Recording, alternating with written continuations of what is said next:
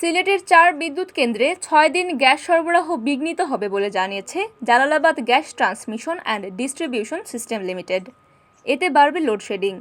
IOC Chevron Bangladesh লিমিটেডের বাৎসরিক রক্ষণাবেক্ষণ কাজের জন্য সিলেটের জালালাবাদ গ্যাস প্লান্ট 4 দিন আংশিক ও 2 দিন সম্পূর্ণ বন্ধ থাকবে বলে জানিয়েছে Jalalabad gas transmission and distribution system limited.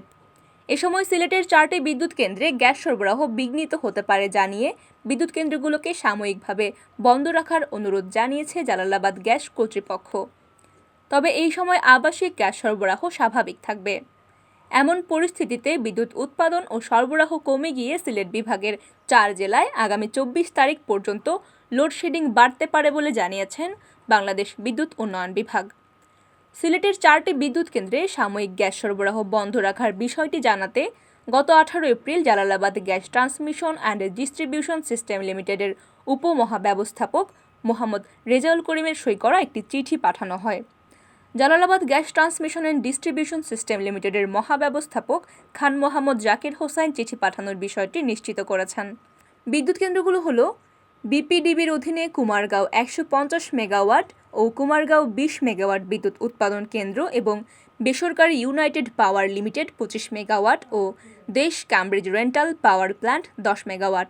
এই 4টি বিদ্যুৎ কেন্দ্রই সিলেট নগরীর কুমারগাঁওয়ে অবস্থিত। জালালাবাদ গ্যাসের পাঠানো চিঠি অনুসারে বিদ্যুৎ কেন্দ্রগুলোতে 19 থেকে 21 এপ্রিল ও 24 এপ্রিল গ্যাস সরবরাহ আংশিক এবং 22 ও 23 এপ্রিল 40 ঘন্টা সম্পূর্ণ বন্ধ থাকবে।